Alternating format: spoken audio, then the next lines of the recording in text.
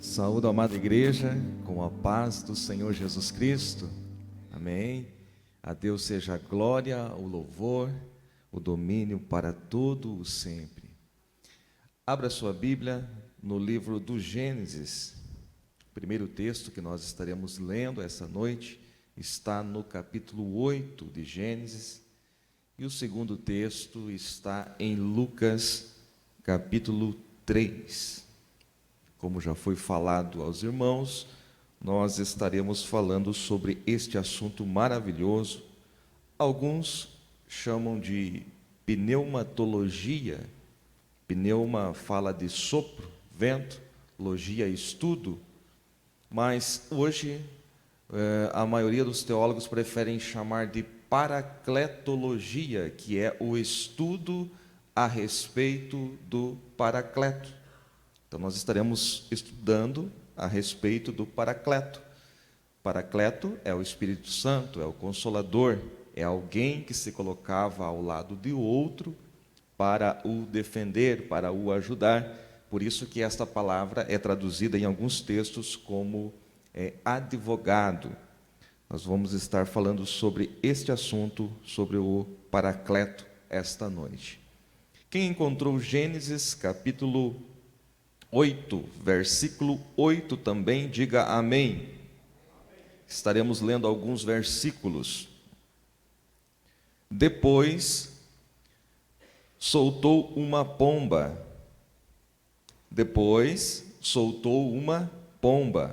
Para ver se as águas tinham minguado de sobre a face da terra. A pomba, porém, não achou repouso para a planta do seu pé, e voltou a ele para a arca, porque as águas estavam sobre a face de toda a terra. E ele estendeu a sua mão e tomou-a e recolheu-a consigo na arca. Esperou ainda outros 7 dias e tornou a enviar a pomba fora da arca. E a pomba voltou a ele à tarde, e eis arrancada uma folha de oliveira no seu bico. E conheceu Noé que as águas tinham minguado de sobre a terra. Então esperou ainda outros 7 dias e enviou fora a pomba, mas não tornou mais a ele. Vamos estar lendo o Evangelho de Lucas, capítulo 3, versículo 22, apenas a primeira parte deste versículo. Diz assim: E o Espírito Santo desceu sobre ele em forma corpórea, como pomba. Meus irmãos, eu louvo a Deus por esta iniciativa de nós estarmos hoje num culto de ensino da palavra. Todo culto, ele é um culto de ensino, porque todo pregador, mesmo que seja ele um avivalista, ele vai ensinar alguma coisa.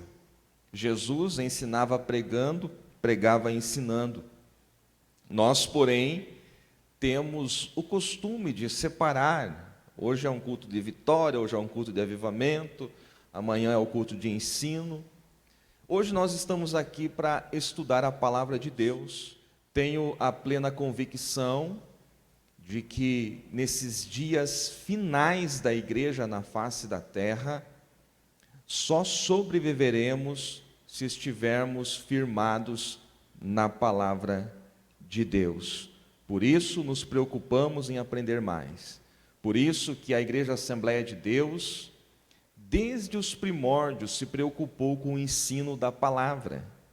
Hoje, nós vivemos um certo modismo pentecostal, em que muitos pensam que pentecostais gostam do barulho, gostam do agito, mas não gostam de estudar a palavra. Isso não é verdade.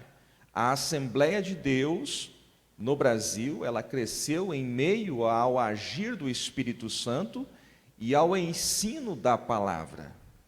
Então, escola dominical, por exemplo, é uma das primeiras coisas que surgiu na Assembleia de Deus. E por isso que nós estamos sempre estudando a palavra na escola bíblica dominical, com poucos irmãos ou muitos. Eu me preocupo em sempre estar no YouTube, trazendo um ensino para os irmãos que não podem estar presentes nas aulas ou que querem se preparar ainda mais. Vocês ouviram agora há pouco o anúncio da escola teológica que temos, a Escola Sinai, CETADB, IBADEP. A igreja propicia várias oportunidades de nós estarmos conhecendo mais da palavra de Deus. Agora, há um problema nos dias em que nós vivemos, que é a falta de apetite. Há alimento bom, alimento em abundância, mas às vezes há falta de apetite. E você sabe muito bem que somente quem está doente é que não tem apetite. Somente quem já está com alguma enfermidade. Eu estou falando isso no âmbito espiritual. Há muitos crentes que estão anêmicos espiritualmente, porque não estão se alimentando adequadamente da palavra de Deus. Eu louvo a Deus por esse povo que está aqui hoje, pastor Marcelo, que ouviu o convite, o anúncio, no culto de domingo, hoje no rádio, pelos outros meios de comunicação, e estão aqui para aprender mais da palavra de Deus. Também louvo a Deus por aqueles que estão nos acompanhando através do Facebook, através da página da igreja, que estarão também participando desse estudo. Que Deus em Cristo lhe abençoe grandemente e que aquilo que você estará ouvindo aqui sirva de edificação para a tua alma. Meus queridos, para iniciar esse estudo, eu preciso deixar claro que eu já parto de um pressuposto, de que todos nós que aqui estamos, cremos no Espírito Santo. Então, eu não vou tentar provar que o Espírito Santo existe e que o Espírito Santo é Deus. Nós somos obreiros, todos aqui, a maioria, creio que quase todos são membros da igreja. A Assembleia de Deus no Brasil tem o seu cremos oficial, e o item de número 4 do nosso cremos diz: cremos no Espírito Santo, terceira pessoa da Santíssima Trindade, consubstancial com o Pai, com o Filho. O que quer dizer consubstancial? Da mesma substância do Pai e do Filho, Senhor, vivificador, aquele que convence o mundo do pecado, da justiça, do juízo, que regenera o pecador e que falou por meio dos profetas e continua guiando o seu povo. Este é o item de número 4 do cremos oficial da Assembleia de Deus no Brasil. Então, eu não vou me deter nessa parte de provar que o Espírito Santo é Deus, porque todos nós já cremos desta forma. É interessante você observar que desde o momento que você abre a Bíblia, você já se depara com o Espírito Santo. Quando você abre a Bíblia em Gênesis capítulo 1, no versículo 2, quem que está lá? O Espírito Santo.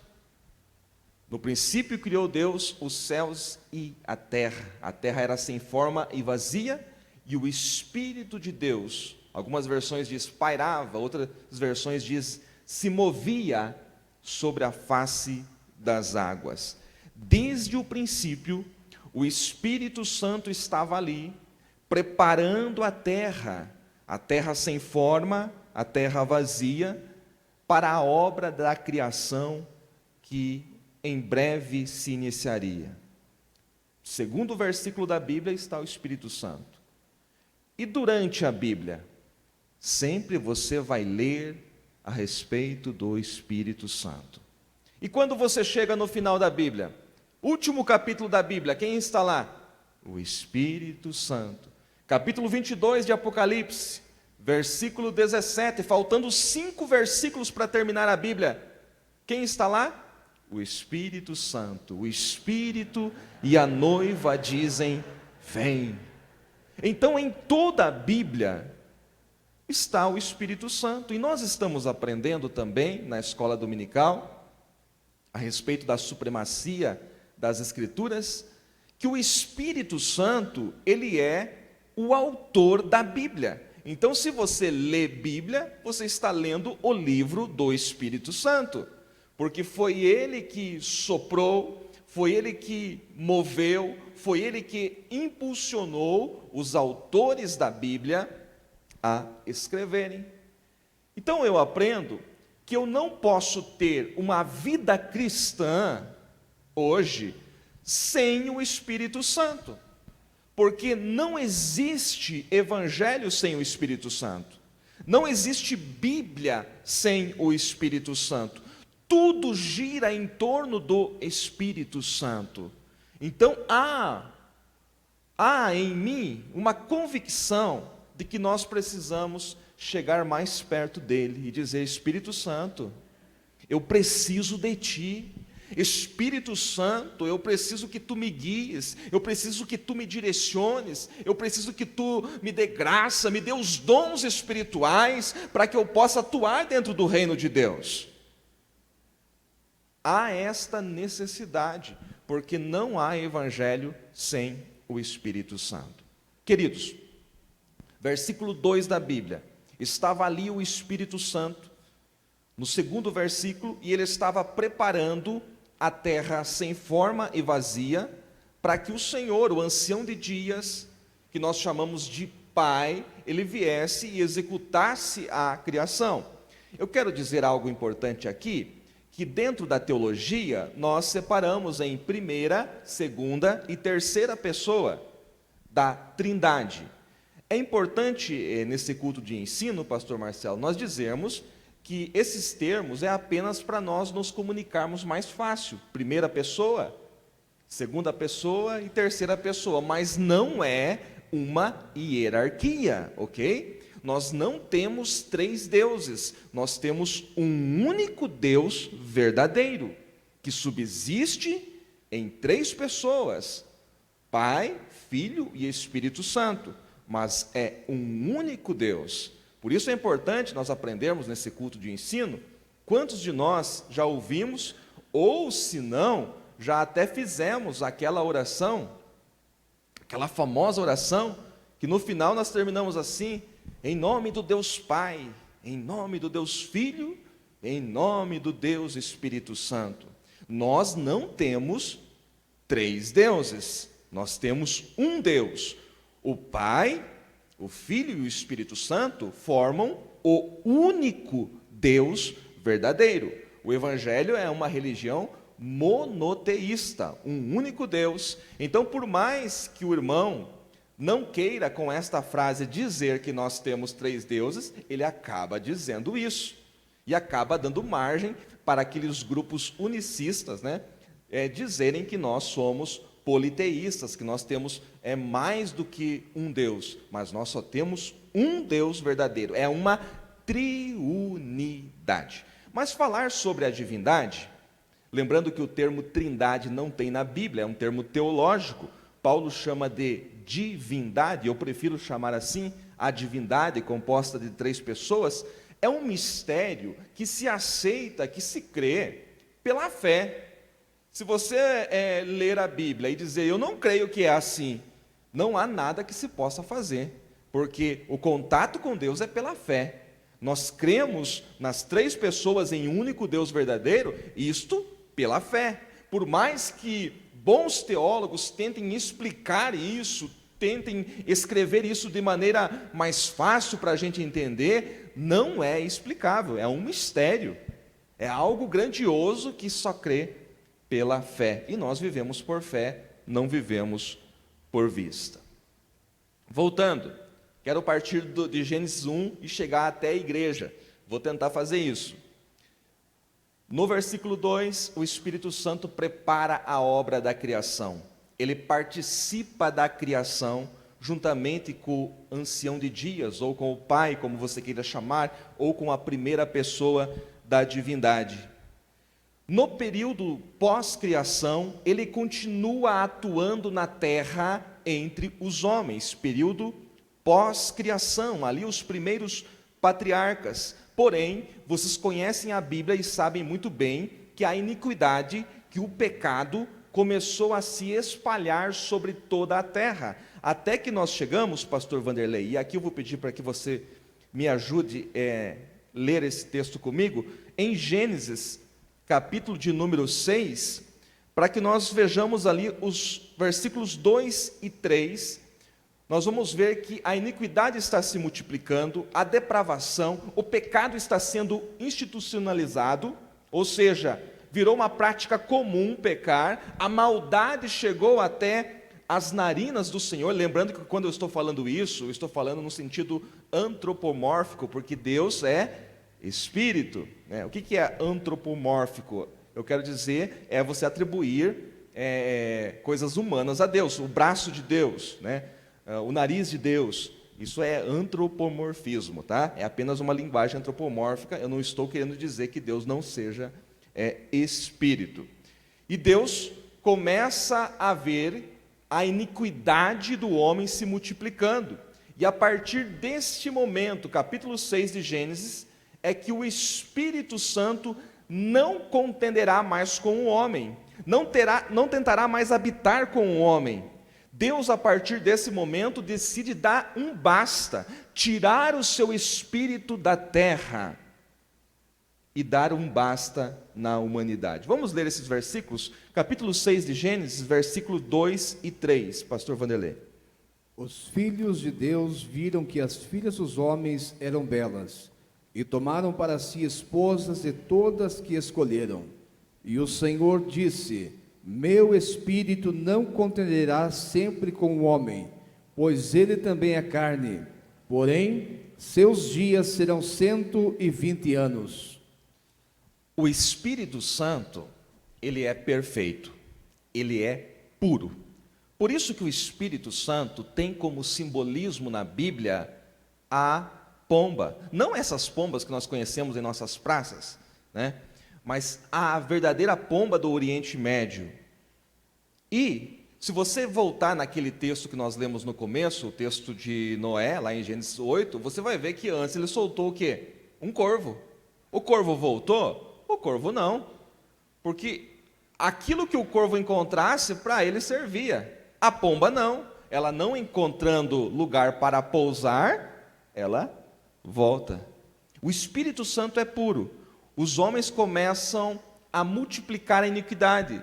Você viu ali que os filhos de Deus se casaram com as filhas dos homens, e isso quer dizer que uma linhagem piedosa começou a ter relacionamento com uma linhagem ímpia, e a iniquidade foi se multiplicando, e Deus disse: o meu espírito não vai mais contender com o homem, não vai mais tentar convencer o homem, e os seus dias serão 120 anos.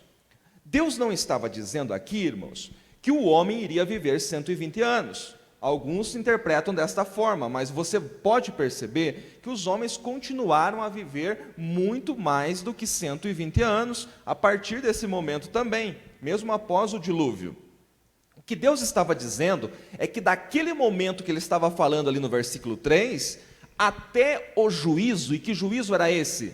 O dilúvio, seriam 120 anos. Deus tira o Espírito Santo da terra, do meio dos homens, a partir do capítulo 6 de Gênesis. E aí surge uma pergunta: se Deus tira o Espírito Santo da terra, para onde que ele vai? O Espírito Santo agora estará atuando no trono.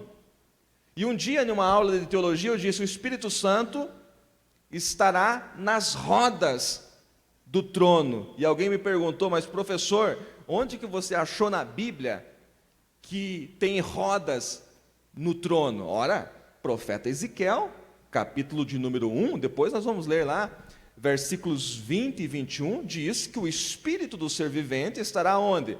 Nas rodas do trono. E dali do trono, o Espírito Santo virá esporadicamente sobre homens. E olha que eu disse sobre. O Espírito Santo não estará em homens. Observe isso. Sobre é uma coisa, em é outra coisa bem diferente. A partir desse momento, o Espírito Santo vem sobre homens especiais que fazem a obra do Senhor e o Espírito se retira. Ninguém é a habitação, ninguém é naós, como nós aprendemos aqui há pouco tempo, casa de Deus. O Espírito Santo vem, atua sobre aquele homem ou sobre aquela mulher, ele faz a obra e o Espírito sai. Não exigia santificação. Veja o exemplo de Sansão. Sansão, diz lá a Bíblia, que o Espírito vinha sobre ele e se apoderava dele. Primeiro, era a possessão. O Espírito tomava posse. Hoje, o Espírito não toma posse de ninguém, tá? Toda possessão hoje é maligna. Não existe possessão. Eu estava um dia num trabalho de vigília e o pregador estava tão cheio que ele dizia: irmãos, eu estou possuído, eu estou verdadeiramente possuído essa noite, possuído do Espírito. Mas não existe possessão. No Novo Testamento você não vai encontrar nenhuma possessão que não seja maligna. No Antigo Testamento o Espírito Santo tomava posse. Era o caso de Sansão. O Espírito tomava posse dele, ele arrancava um portão de 80 toneladas e carregava ele nas costas por um longo caminho. Ele não estava cheio, ele estava possesso do Espírito de Deus, porque quando ele terminava a obra, o Espírito saía, e quando o Espírito saía, ele ia lá se deitar com as filisteias, que ele tanto amava. Não exigia santidade, santificação, não exigia pureza. Era diferente da maneira como o Espírito age hoje. Por que eu estou trazendo todo esse panorâmico do Antigo Testamento? Para você entender que hoje você, irmão, aqui hoje, você vive a plenitude do Espírito. Ah, você não entendeu, deixa eu explicar melhor. Quantos de nós diz assim: como eu queria viver nos dias de Moisés, como eu queria conhecer Abraão, viver nos dias de Abraão, de Isaías, de Jeremias, de Davi. Mas nenhum desses homens que eu citei era nascido de novo. Nenhum deles passou pelo novo nascimento. E quem não passa pelo novo nascimento, não é casa, não é habitação do Espírito. Por isso que no Antigo Testamento, a partir de Gênesis 6, o Espírito só vem para tomar posse sobre os homens. Nunca você vai ver o Espírito em alguém, era limitado. Então quando alguém hoje diz: ah, como eu queria viver aqueles dias lá atrás, não sabe o que está falando, porque hoje nós vivemos a plenitude. E aí você pergunta: mas Márcio, se hoje nós vivemos a plenitude, por que hoje não acontece nem 1% do que acontecia lá? A plenitude do Espírito está derramada, tudo que tinha para se cumprir já se cumpriu. A questão é que nós, eu e você, não tomamos posse e não entendemos aquilo que Deus tem para nós hoje, e queremos voltar ao passado em vez de caminhar para frente. Amém? Tem alguém aqui? Aleluia! Então a atuação do Espírito era limitada, eu vou mostrar isso. Abra sua Bíblia em Números, pastor Vanderlei. Números capítulo 11. Números capítulo 11, o versículo 17, e nós vamos ver como era limitada a ação do Espírito Santo, pastor Marcelo. Nesse tempo, você que está na sua casa, se você tiver uma Bíblia próximo de você, utilize a sua Bíblia, marque esses textos porque é muito importante. Números capítulo 11, versículo 17. E eu descerei, e ali falarei contigo, e tirarei do Espírito que está sobre ti, e colocarei sobre eles, e eles levantarão contigo a carga do povo, para que não as leve sozinho. Veja, o Espírito estava sobre quem? Sobre Moisés. Não estava em Moisés, estava sobre Moisés. E aí, Deus falou para Moisés reunir 70 anciãos que fossem ajudá-lo na obra. Deus não vai dar o Espírito em abundância sobre todos, como é hoje. Não.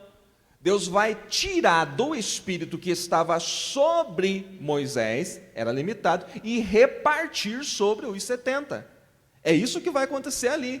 Era uma atuação limitada. Continua o pastor Vanderlei no versículo de número 25, do mesmo texto. E o Senhor desceu em uma nuvem e lhe falou, e tirou do Espírito que estava sobre ele, e pôs sobre aqueles 70 anciãos. E sucedeu que, quando o Espírito pousou sobre eles, profetizaram, porém nunca mais o fizeram. Observe, olha que interessante isso. Quando o Espírito pousou, como pomba, pousou sobre eles, eles profetizaram. Mas depois, nunca mais. E esta realidade do Antigo Testamento, ela acontece hoje em nossos dias. Por a gente não entender a ação do Espírito Santo, e eu dou glórias a Deus porque vocês estão aqui para entender, é que nós temos irmãos no nosso meio, que eles contam a história de quando eles foram batizados com o Espírito Santo. E aí você pergunta, que dia foi isso, irmão? Foi a semana passada? Foi o mês passado? Não, foi lá em 72. Porque toda a experiência que ele tem com o Espírito Santo foi naquele dia, uma vez, e depois nunca mais. Quantas pessoas em nosso meio são saudosistas e contam, naquele tempo que eu frequentava tal lugar, o Espírito Santo atuava lá e era assim. E hoje, o que é que acontece? O mundo pode mudar, as pessoas podem mudar, mas o meu amor pelo Espírito Santo, o meu relacionamento com o Espírito Santo, esse não pode mudar. Eu não estou nos dias de Moisés, eu estou vivendo a plenitude do Evangelho, eu estou caminhando, eu estou apenas mostrando para vocês aqui que esta realidade de Moisés não era o desejo de Deus para o seu povo. Isso aconteceu por causa do pecado. No mesmo texto, pastor Vanderlei, Números 11,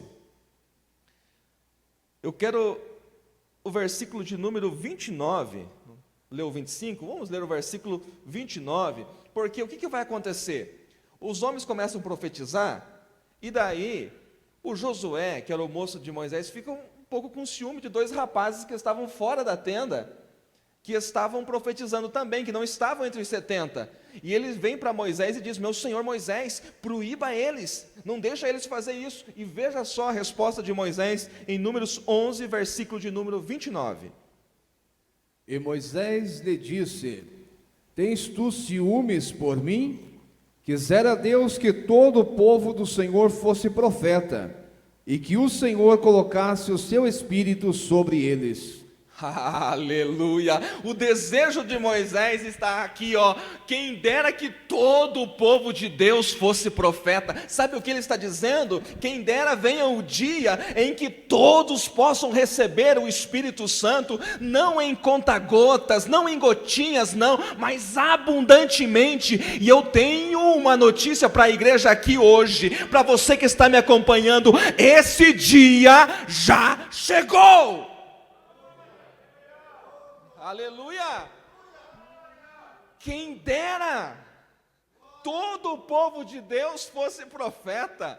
Você está querendo limitar a ação de Deus, hein, Josué? É isso que Moisés está falando? Mas vai vir um dia que todo o povo vai poder ser profeta. Aleluia! E hoje nós podemos glorificar a Deus, porque o Espírito de Deus não está sobre um pastor ou um evangelista. O Espírito de Deus está disponível a todos, que digam, meu amigo Espírito Santo, eu preciso de ti. Aleluia. A ação do Espírito Santo era limitada. Davi foi um homem que entendeu isso. O Espírito estava sobre ele, ele tocava a sua harpa. o espírito maligno que estava em Saul se retirava, o espírito estava sobre ele, ele começa a reinar na força do Espírito Santo, começa a conquistar suas batalhas na força do Espírito Santo que estava sobre ele. Mas teve um dia que ele não foi para a guerra, teve um dia que ele deixou os soldados ir, ele não foi para a guerra, e ele ficou vendo coisas, até que viu uma mulher, até que caiu, até que mandou matar o marido da mulher.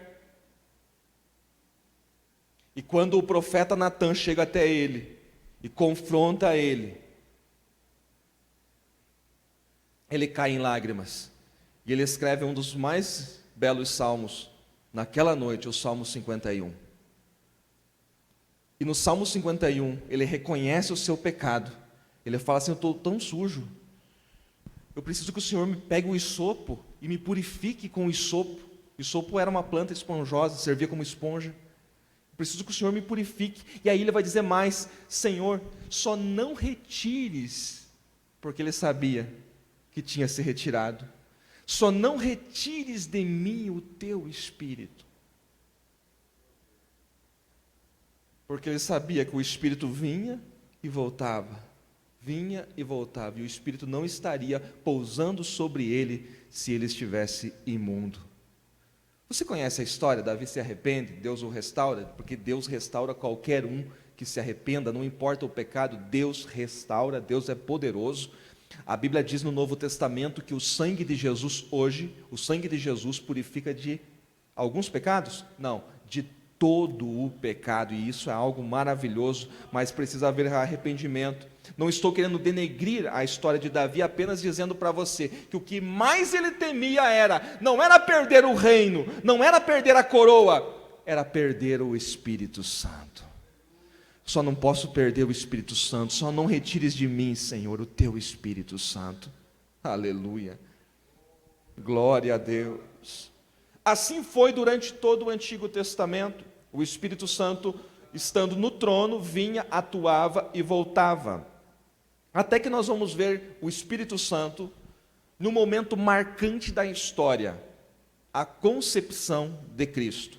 Evangelho de Lucas, capítulo de número 1 e o versículo 35, aqui nós vamos ver o Espírito Santo em Cristo, concebendo, em Maria, melhor dizendo, concebendo Jesus no seu ventre e confirmando mais à frente o seu ministério, como nós lemos no capítulo 3 e no versículo 22. Mas primeiro, Lucas 1 e 35.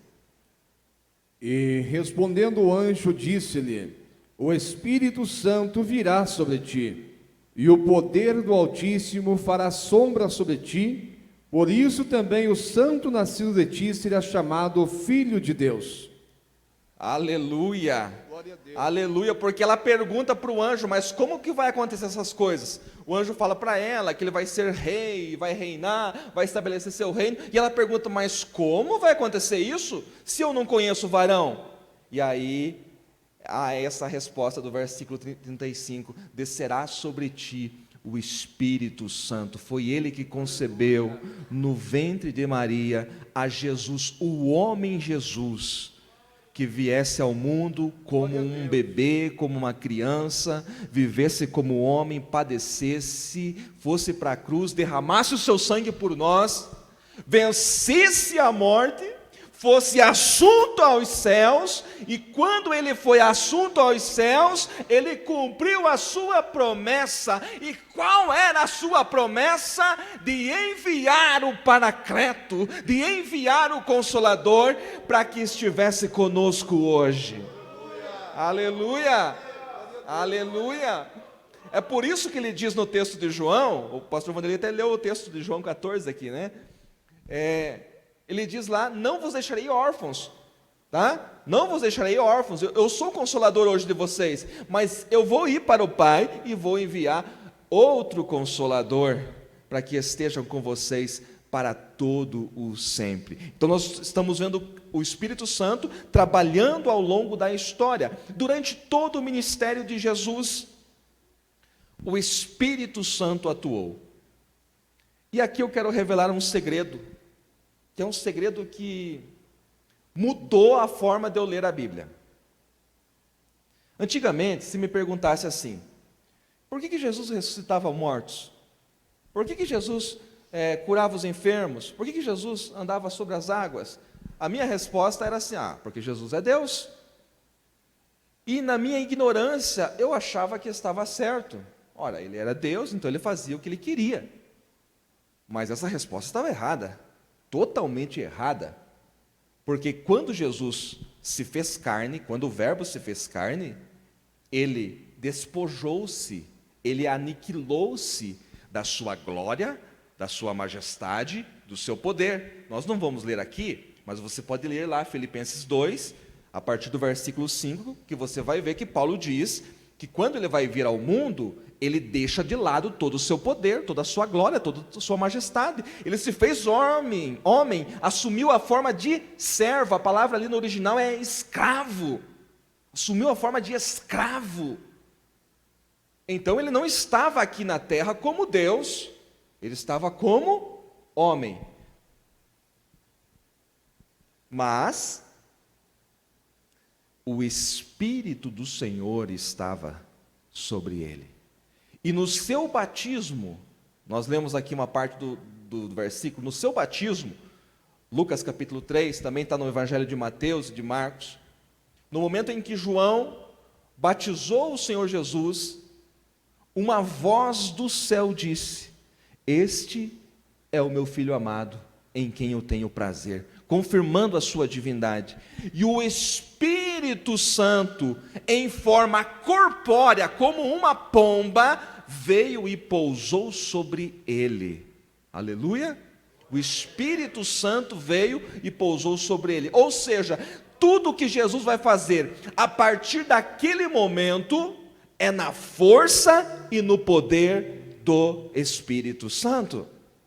Olha só, você está lendo o Evangelho, logo você chega numa parte que Jesus diz assim: aquele que crê em mim fará as obras que eu faço e as fará maiores do que estas. Mas espera aí, se Jesus fazia tudo aquilo porque era Deus, como que ele mesmo diz que nós poderemos fazer obras maiores do que as dele? Como isso é possível? Então ele não estava falando como Deus, ele estava dizendo assim: eu sou um homem, eu vim aqui para cumprir como homem a lei. Por quê? Nenhum homem conseguiu cumprir a lei, Jesus veio para cumprir a lei. E ele veio como homem, viveu como homem, atuou como homem, somente no poder do Espírito. E é da mesma maneira que ele quer que nós vivamos hoje. Por isso que ele disse: aquele que crê em mim fará as obras que eu faço e as farás maiores do que estas. Ele não estava dizendo maiores do que Deus, ele estava dizendo assim: maiores do que essas que eu estou fazendo, porque vocês também estarão na força e no poder do Espírito Santo. Aleluia, tem alguém que compreendeu? Aleluia, glória a Deus. Durante todo o seu ministério, o Espírito Santo atuou sobre ele, e ele fez tudo na força e no poder do Espírito Santo. Curou a mulher do fluxo de sangue, no poder do Espírito Santo. A unção do Espírito Santo estava na orla das suas vestes.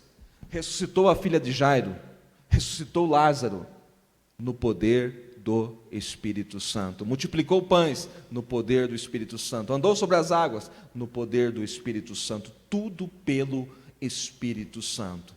Aí ele vai para a cruz. Quando ele está na cruz pregado, chega o momento que ele diz: Pai, eu entrego a ti, eu entrego em tuas mãos o meu Espírito. Ele entrega o Espírito ao Pai. O Espírito que estava na sua plenitude sobre Jesus sai para voltar ao Pai, e Jesus morre. Mas o apóstolo Paulo vai dizer que foi o Espírito de Deus que ressuscitou a Jesus. Jesus ressuscitou, uma porque ele cumpriu a lei, mas foi obra do Espírito Santo a ressurreição de Cristo. E ele foi visto pelos seus discípulos no espaço de 40 dias. E ao término dos 40 dias, ele foi assunto aos céus. E eles ficaram tristes. Os dias foram passando e eles esqueceram da promessa, mas dali 10 dias, eles estavam reunidos no cenáculo, eles estavam orando, quando de repente vem um vento impetuoso, um som que encheu toda a casa, e foram vistas sobre eles línguas repartidas como que de fogo. Mas note alguns detalhes. Por que o Espírito Santo veio sobre eles naquele momento?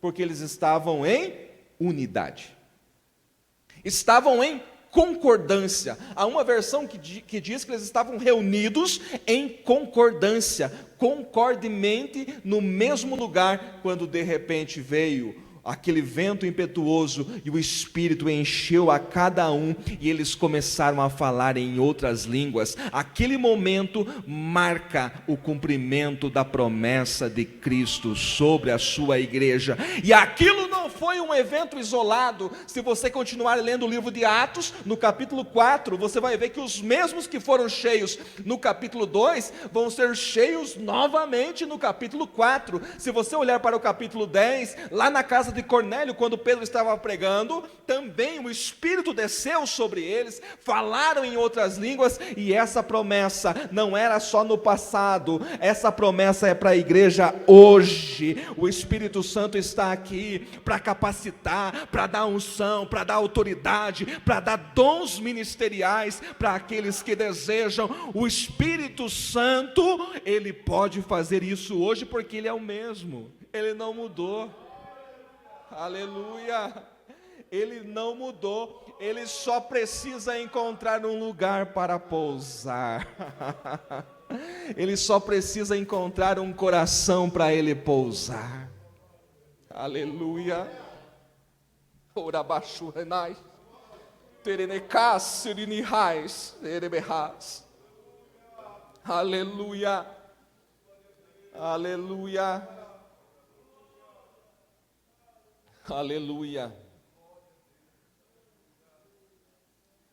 Uma das matérias da Bíblia que é rica e você precisa estudar e compreender é a tipologia. A tipologia bíblica te revela coisas extraordinárias, que você vai olhar e dizer: olha, a Bíblia só tem um autor. Na verdade, a Bíblia não tem 40 autores, são 40 homens, 40 autores humanos, mas é um autor que inspirou, que é o Espírito Santo. Tipologia bíblica. Por que eu li aquele texto de Gênesis no início? Vamos ver isso agora. Naquele texto, você pode observar algumas coisas que são tipológicas. Primeiro, no texto de Gênesis capítulo 8, você tem a pomba. Quem é a pomba? Ora, a pomba é um tipo do Espírito Santo. Você tem naquele texto, como personagem principal ali, Noé. Noé é um tipo, é uma tipologia do Pai, que nós chamamos de Deus Pai. Você tem também a arca. A arca, naquele texto, é um tipo do trono. Então, o Pai, no trono, libera o Espírito, ele vai, procura lugar para pousar, não encontra, volta. Aí o Pai espera mais 7 dias. E o que significam os 7 dias? 7 na Bíblia, número perfeito, ou seja, um tempo perfeito. Ele espera 7 dias, um tempo perfeito, e envia novamente a pomba. Envia novamente o Espírito. O Espírito vai, volta. Só que agora ele traz, a pomba traz no seu bico uma oliveira, um ramo de oliveira. Que momento é este da segunda volta da pomba? É o momento que Cristo morreu na cruz do Calvário. Paulo, escrevendo aos Romanos, capítulo 11, versículo 17, ele fala da oliveira, ele fala do zambujeiro bravo, que foi enxertado na oliveira. E tem um cântico que vocês conhecem, que diz: oliveira verdadeira, Jesus Cristo é. Esse cântico é baseado no texto de Paulo aos Romanos, capítulo 11, versículo 17. Ali Paulo está dizendo que Cristo é a oliveira. No segundo voo da pomba, ela encontra a oliveira. E veja que momento que ela volta. Se você percebeu no momento da leitura, diz que ela voltou ao entardecer.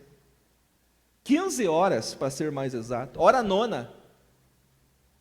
Foi na hora nona que Cristo deu o brado na cruz do Calvário. O momento do sacrifício, enquanto Cristo estava pregado na cruz, fora de Jerusalém, no templo em Jerusalém, tinham sacerdotes, sacrificadores que estavam fazendo o mesmo ritual que eles sempre faziam. E Cristo morrendo lá fora.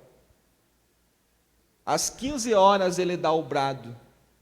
Ele diz: tetelestai, que quer dizer: está tudo consumado. Em tuas mãos eu entrego o meu espírito. É nesse momento que o espírito volta ao Pai. No primeiro voo da pomba, ela não encontra nada. É aquele período de pós-criação até Gênesis 6. O segundo voo da pomba é esse período até Cristo, quando ela encontra uma oliveira, mas volta para a arca, volta para o trono. Aí ele espera mais, quantos dias? 7 dias, um tempo perfeito, plenitude, e envia novamente o Espírito. E aí diz que o Espírito não retornou mais, porque encontrou lugar para pousar. Aleluia. Oh, aleluia. Se ele encontrar lugar para pousar, ele fica. Oh, aleluia. Jesus também era assim. Estava com os discípulos no caminho de Emaús, só estava esperando uma chance, até que eles disseram: fica, Senhor, já se faz tarde.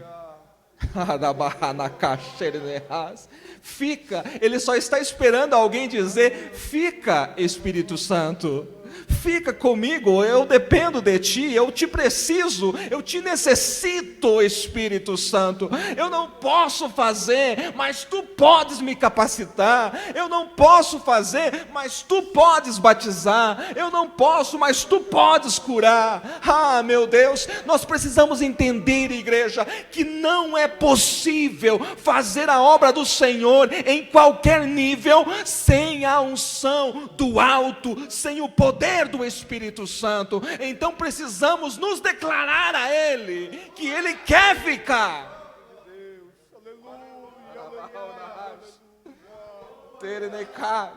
E Ele vai ficar. E até quando que Ele vai ficar?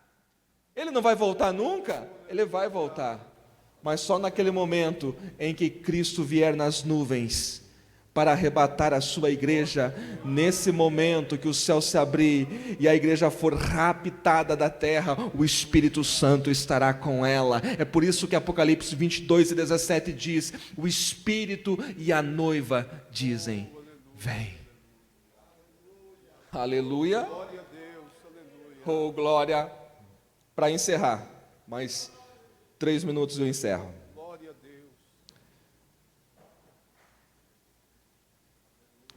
Evangelista Márcio, porque eu acredito que tudo isso que você ministrou é verdade, mas por que nós não vemos de maneira palpável em nosso meio esta ação sobrenatural do Espírito Santo? É porque o Espírito, ele não age se não tiver unidade de propósito. Deixa eu explicar isso melhor. Lá no Antigo Testamento, o Espírito estava sobre um homem em sua plenitude. Estava sobre Moisés, estava sobre Davi, estava sobre Elias, de maneira que esses homens faziam coisas extraordinárias.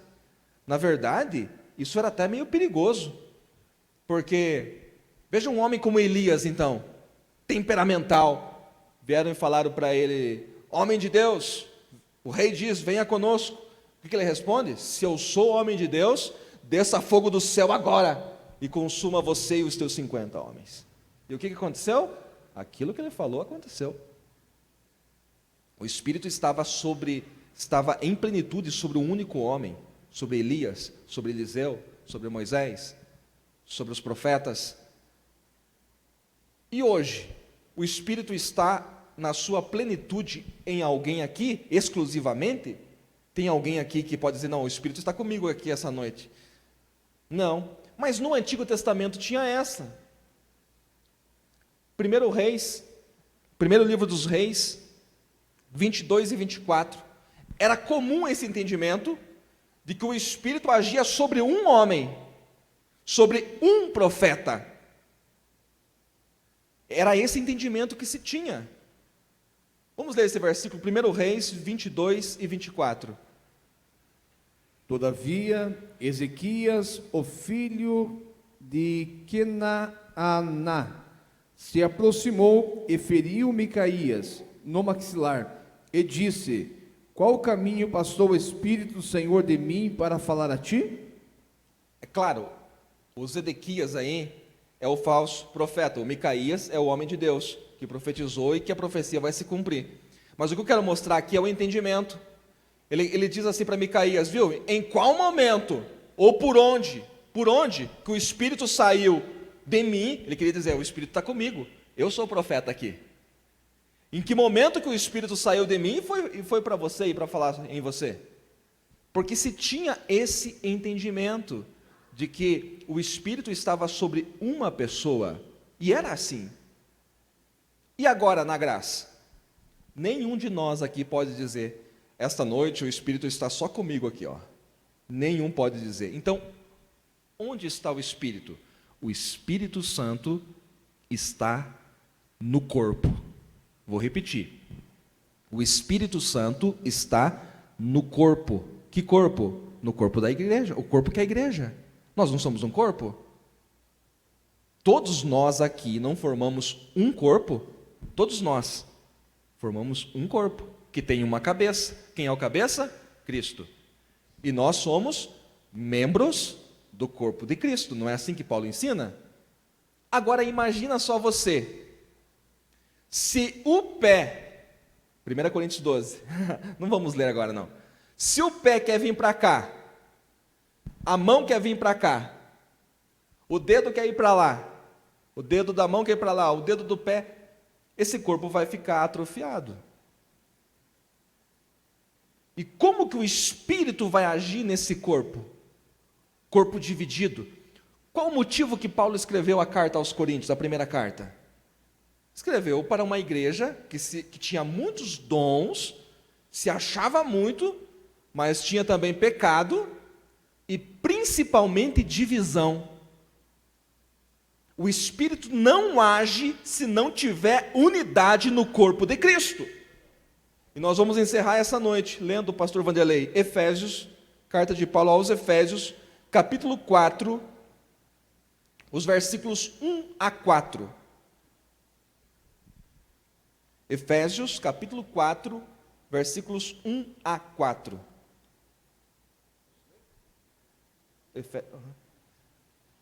Portanto, eu, o preso do Senhor, rogo-vos que andeis como é digno da vocação com que fostes chamados, com toda a humildade e mansidão, com longanimidade, suportando-os uns aos outros em amor, procurando guardar a unidade do Espírito pelo vínculo da paz.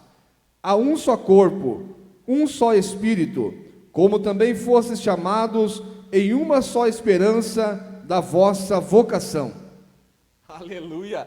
Há um só corpo, não tem vários corpos.